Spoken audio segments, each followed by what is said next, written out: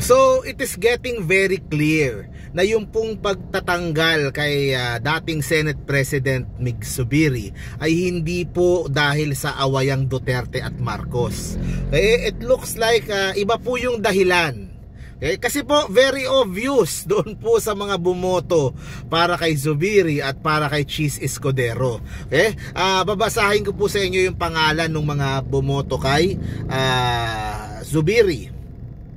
Si Loren Legarda, Sherwin Gatchalian, Nancy Binay, Sani Angara, Joel Villanueva, JV Ejercito, sarili niya, at si Senator Bato.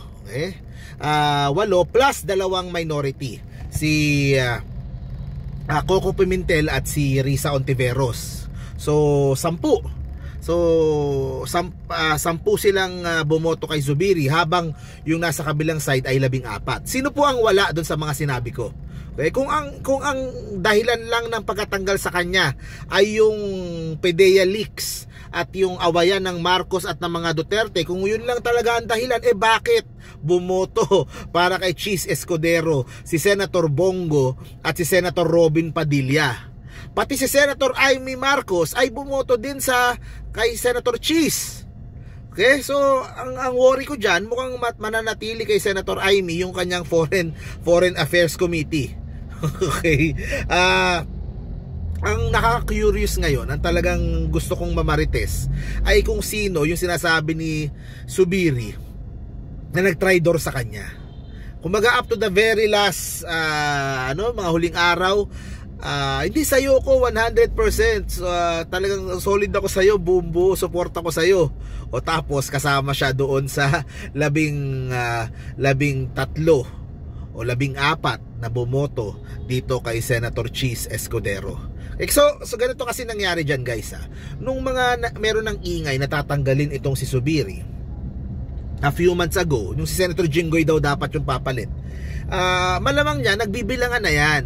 Sino ang senador na kampi kay Zubiri? Sino ang senador na magkukudeta kasama dun sa gustong magtanggal sa kanya? So nagbibilangan na yan. So maaaring at that time ay meron ng substantial na bilang, kaso kulang para i-unseat itong si Zubiri.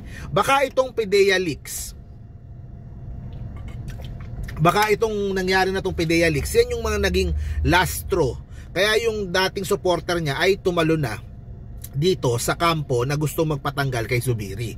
So I think hindi siya exactly lang dahil sa PDEA leaks, hindi din naman siya dahil lang sa chacha, kasi nga itong si Senator Cheese Escudero ayon kay Zubiri ay anti-chacha din. So hindi mo siya pwedeng ituro lamang sa mga Marcos, ituro lamang sa mga kay Romualdez. O hindi our Senate is independent Mukhang this is more of para sa mga committee. Baka iyon baka sa committee Kasi hindi naman to personal, wala namang merong personal na galit laban dito kay Zubiri. 'Di ba? So this is more about mga committee siguro. Okay, baka yun yung naging issue siguro dito. So ewan ko, try kong i-analyze pa, try kong busisiin pa kung paano yung naging hatian, bakit si ganito, bakit si ganun, o ang naging majority leader si Tolentino na PDP. Pero yun nga, sigurado yan yung mga ibang vloggers ibe-blame na naman kay BBM dahil sa PDEA leaks, dahil sa maaaring isang rason yun, pero hindi lang yun yung rason. Kasi kung yun lang ang rason, bakit boboto kay Cheese Escudero si Bongo at si Senator Robin? Diba? Ang tanong, sino kaya yung nag-traitor? Posible kayang sila yon o iba kaya? So sino ba yung bumoto kay Senator Cheese? Diba? Syempre ang obvious si Jingo, yung 14 na, yung hindi ko mga sinabi. So yung dalawang Cayetano, yung dalawang Villar, si Senator Tulfo, Senator Lapid, so admin yun. So baka dati merong admin na kay Zubiri, dahil sa mga PDEA leaks tumalo na dito sa magkukudita sa kanya. So baka ganun yung nangyari. So sino pa ba? 6, tapos si Jinggoy, Tolentino, Bato